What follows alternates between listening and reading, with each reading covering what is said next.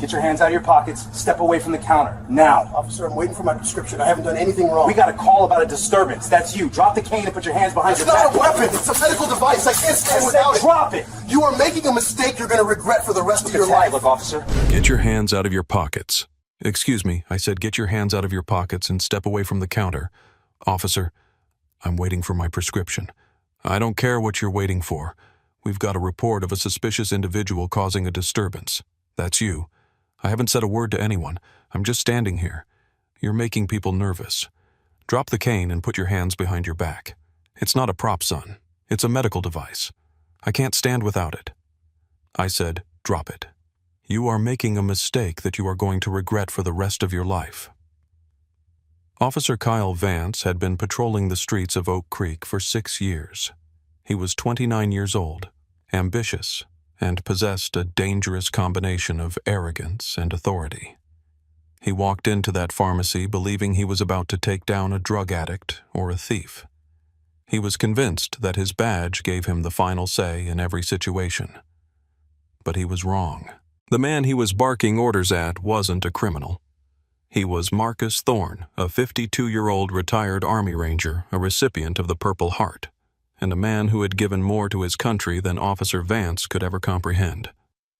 What Vance did next, kicking a disabled veteran's cane out from under him and dragging him out in handcuffs over a bottle of pain medication, would cost the town of Oak Creek $980,000. It would strip Vance of his badge, his pension, and his reputation. Before we get into the details of this miscarriage of justice, where are you tuning in from?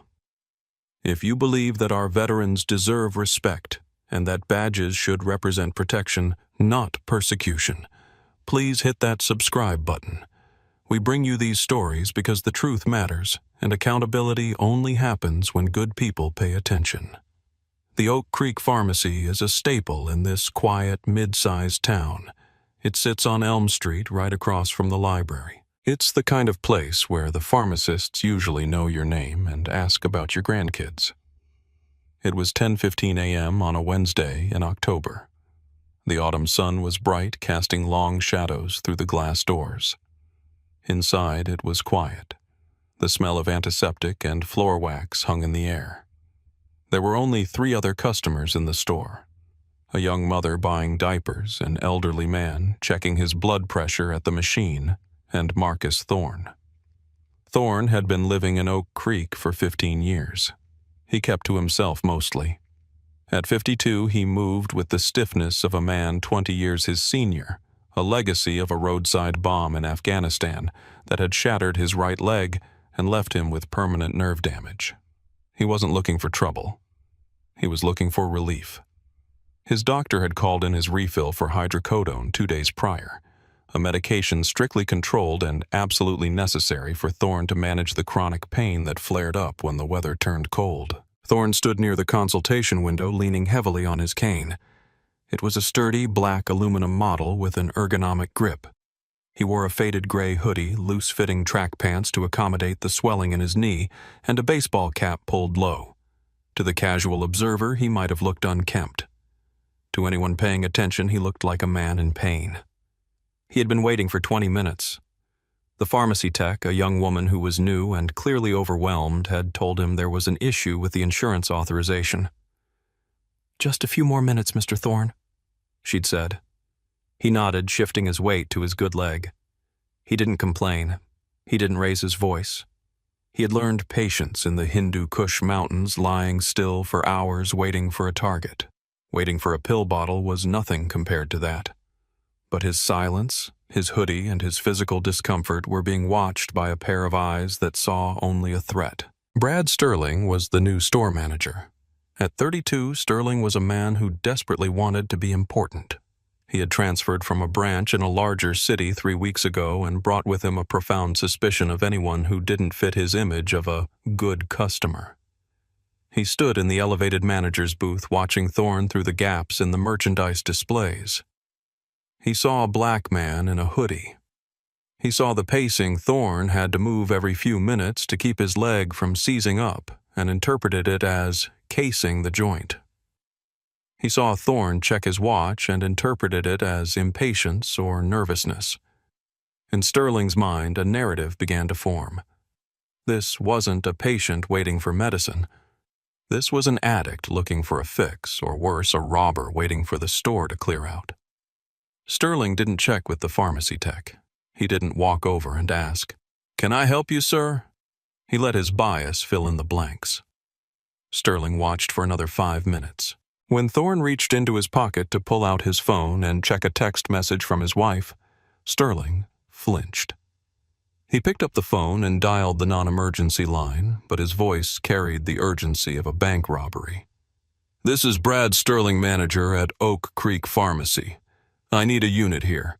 We have a suspicious male, possibly intoxicated, loitering near the pharmacy counter.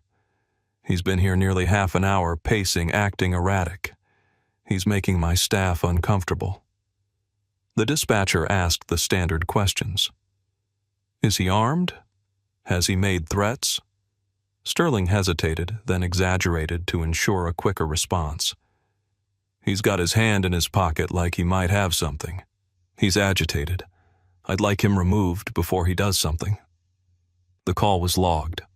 A suspicious person call in a quiet town on a Wednesday morning. It was the kind of call that gives an aggressive officer exactly the excuse he needs to flex his muscles. Do you think managers who make false reports based on appearance should face legal penalties? Let us know your thoughts in the comments below. Officer Kyle Vance was 3 blocks away when the call came over the radio. Vance was not well liked within the department, though his arrest numbers were high.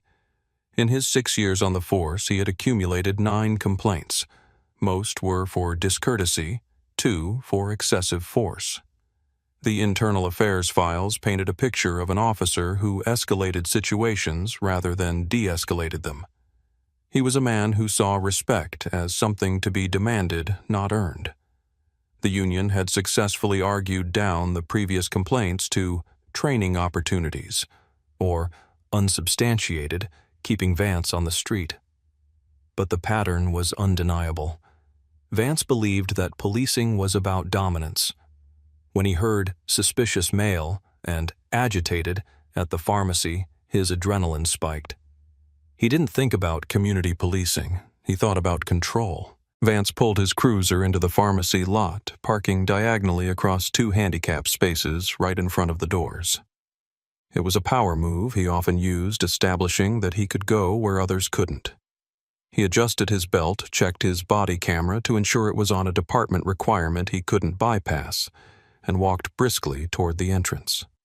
He entered the store with his chest out, his hand resting on the grip of his taser, though not yet drawing it. He scanned the store. He ignored the mother with the baby. He ignored the old man. His eyes locked onto Marcus Thorne. Thorne was leaning against the counter, looking down at his phone. He looked tired. To Vance, he looked like a suspect. Vance didn't stop to talk to Brad Sterling. He didn't ask the pharmacist what was happening. He walked straight up to Thorne, invading his personal space immediately. "Hey, you. Step away from the counter." Thorne looked up, startled. He saw the uniform, the badge, the aggressive stance. He slowly put his phone in his pocket. "Excuse me." Vance moved closer. "I said step away from the counter. We got a call about a disturbance." Thorne didn't move.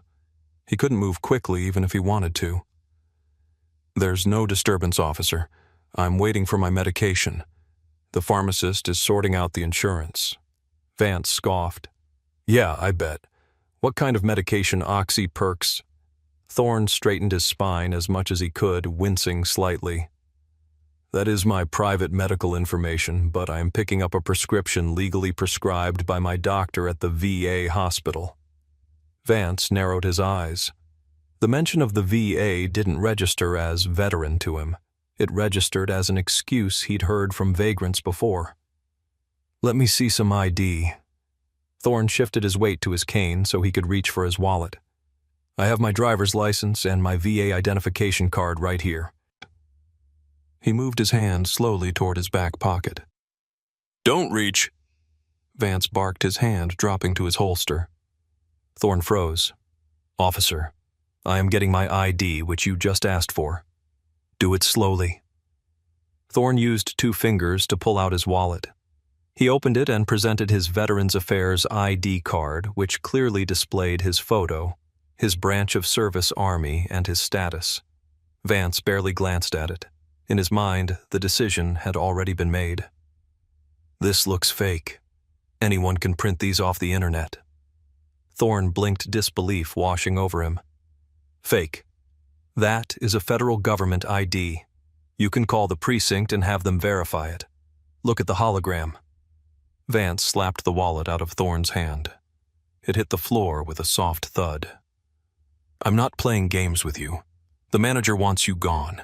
You're loitering, you're disturbing the peace, and I'm suspecting you're under the influence. Turn around." The pharmacy had gone deadly silent. The pharmacist, an older man named Mr. Henderson, who had just returned from his break, stepped out from the back. Officer, wait. Mr. Thorne is a regular customer. We're just filling his—" "Stay back," Vance yelled, pointing a finger at the pharmacist. "Do not interfere with a police investigation. I'll get to you in a minute." He turned back to Thorne. "I told you to turn around." Thorne remained facing him. "I am not turning around. I have committed no crime. I am a disabled veteran buying medicine. I have the receipt for the copay in my pocket. You are violating my civil rights." Vance's face turned red. He wasn't used to people knowing the law, and he certainly wasn't used to a black man in a hoodie speaking to him with such calm authority. "Last warning. Turn around or I will make you turn around." Thorne planted his cane firmly on the floor. "I cannot turn around without stability. My leg is injured. If you force me, I will fall." This is the moment where training is supposed to kick in, where humanity is supposed to override ego. But for Officer Vance Thorne's refusal was a direct challenge to his manhood. He didn't see a disabled man. He saw defiance. "Have it your way," Vance muttered. He stepped forward and, in a move that would be replayed on national news for months, he kicked the bottom of Thorne's cane. The cane clattered across the linoleum floor. Thorne gasped, his right leg buckling under the sudden weight. He grabbed the counter to keep from collapsing, pain shooting through his damaged nerves like lightning. "Get on the ground," Vance shouted, grabbing Thorne by the shoulder and forcing him downward. Thorne groaned. "My leg. You're breaking my leg." "Stop resisting," Vance yelled, using the phrase that bad officers use to justify unnecessary force. He shoved Thorne onto his stomach. The customers were screaming now. "He didn't do anything," the young mother yelled, holding up her phone. "He's crippled, you idiot," the elderly man shouted. Vance ignored them. He jammed his knee into the small of Thorne's back right over an old shrapnel scar. He grabbed Thorne's wrists and wrenched them behind his back. Thorne gritted his teeth, refusing to give Vance the satisfaction of a scream, though tears of pain leaked from his eyes. The handcuffs clicked shut, tight. "You are under arrest for disorderly conduct, loitering, and resisting arrest." Vance panted, sweat beading on his forehead. He hauled Thorne up. Without his cane, Thorne was dead weight. "Walk," Vance commanded. I can't," Thorne gritted out. "I need my cane." "You can walk fine to the car," Vance said, dragging him. He didn't retrieve the cane. He left it lying in the middle of the aisle, a silent testament to his cruelty. Mr. Henderson, the pharmacist, ran around the counter. "You can't take him. He needs his medication. He's a war hero, for God's sake." Vance paused at the door, looking back with a sneer. "He's a junkie causing a scene. If you want to file a complaint, come to the station. Otherwise, shut up." He pushed Thorne through the automatic doors. Outside, the cool air hit Thorne's sweating face. He was humiliated, paraded through the parking lot like a criminal, limping, dragging his bad leg while people watched from their cars. But inside, beneath the pain and the shame, a cold resolve was forming. Thorne had survived the Taliban. He had survived the long, lonely recovery at Walter Reed.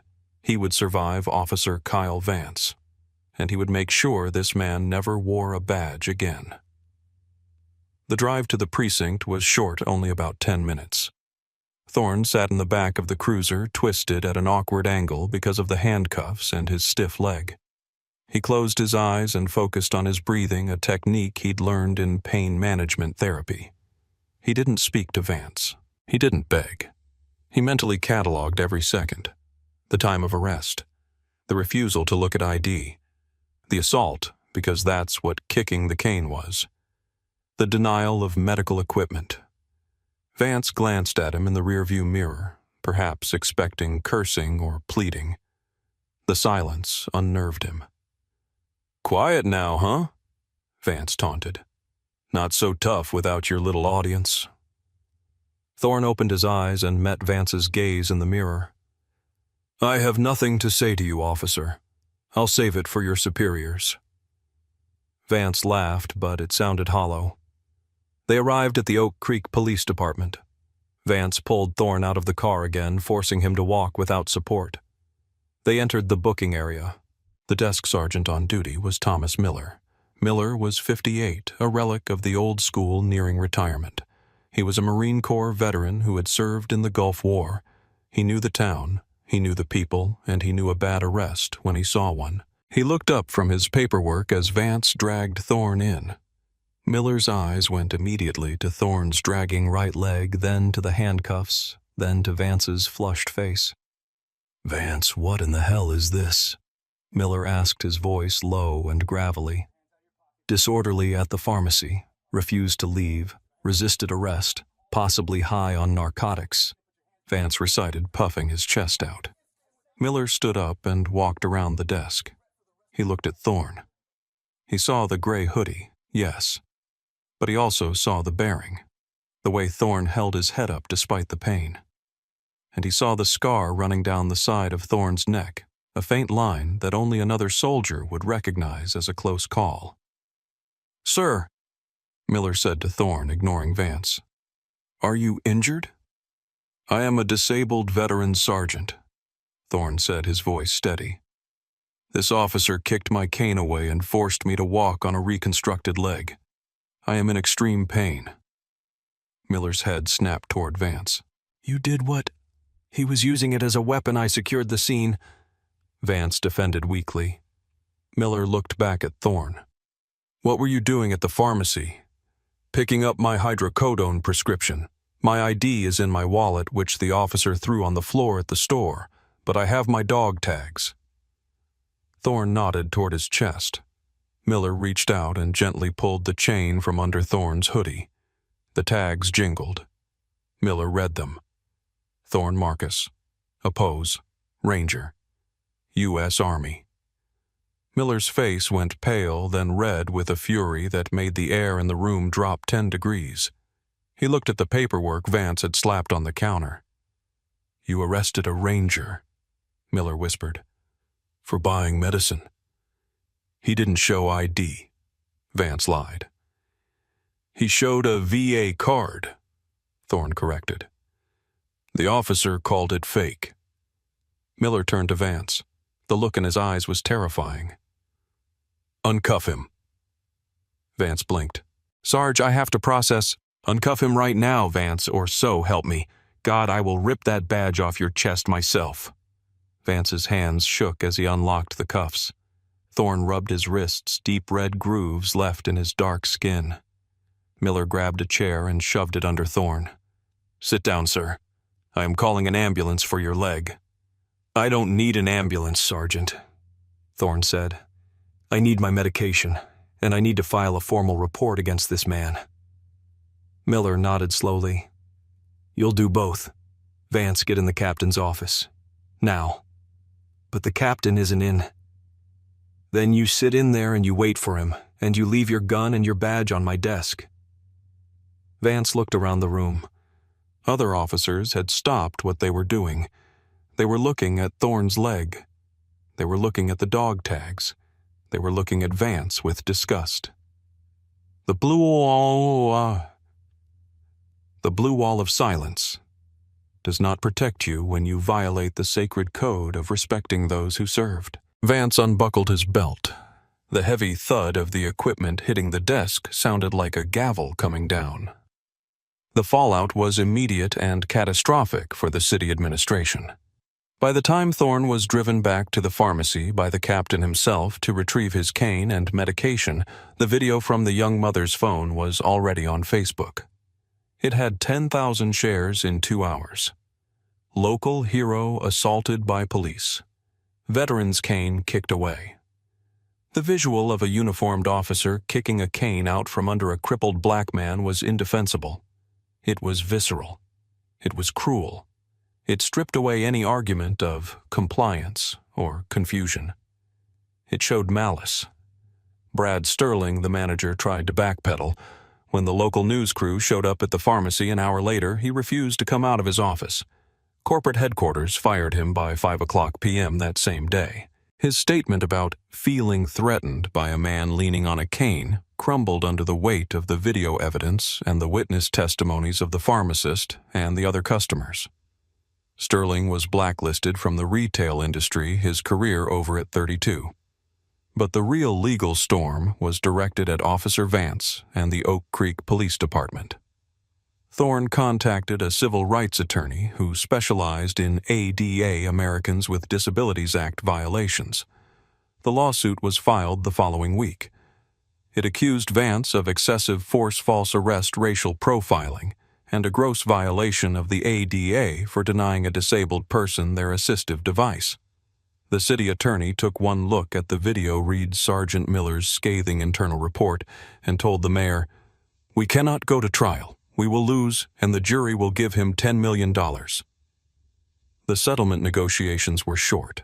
The city agreed to pay Marcus Thorne $980,000. It was a massive sum for a town the size of Oak Creek, enough to impact the budget for road repairs and parks for a year. But the money was only part of the equation. Thorne demanded and got a public apology from the chief of police. He demanded that Kyle Vance be decertified, meaning his name was added to a national registry that would prevent him from ever working as a police officer in any state again. Vance was fired with cause. He lost his pension. He lost his career. At 29, he was back at square one, permanently marked as the man who abused a veteran. Marcus Thorne used a portion of the settlement money to start a local advocacy group for disabled veterans, helping them navigate the complexities of the VA and local law enforcement interactions. He still goes to the Oak Creek Pharmacy, where Mr. Henderson personally ensures his medication is ready the moment he walks in. The new manager greets him by name, but Thorne still walks with a bit more pain than he did before that day. The physical injury from the fall healed, but the memory of the humiliation lingers. This story forces us to ask a difficult question. How many Officer Vances are out there patrolling our streets, unable to distinguish between a threat and a citizen in need? How many managers like Brad Sterling are allowed to weaponize the police against people who don't fit the look? Marcus Thorne had the strength, the history, and the evidence to fight back. But what about the teenager with a disability? What about the elderly woman with no camera phone? Justice was served here, but it carried a heavy price tag, nearly $1 million of taxpayer money, and the dignity of a man who had already sacrificed his body for his country. We need to demand better. We need to demand that protect and serve applies to everyone regardless of what they wear or how they walk. We need to ensure that a badge is never a shield for bigotry. If this story moved you, if it made you angry, use that emotion. Share this video. Talk about it. Because the only thing necessary for the triumph of evil is for good men and women to say nothing. What do you think should happen to officers who ignore medical IDs, and should the manager have faced criminal charges for the false report? Let me know in the comments below. Your voice helps us keep this channel growing and the truth coming to light. Until next time, stay safe and watch out for each other.